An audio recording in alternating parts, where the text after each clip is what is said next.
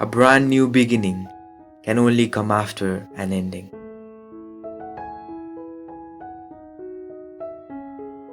Be interdependent to be independent.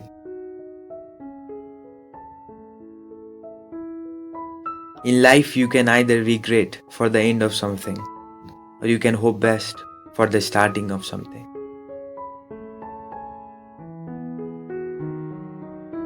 If you are finding hard times, then just sleep. Tomorrow morning comes with new ideas and opportunities.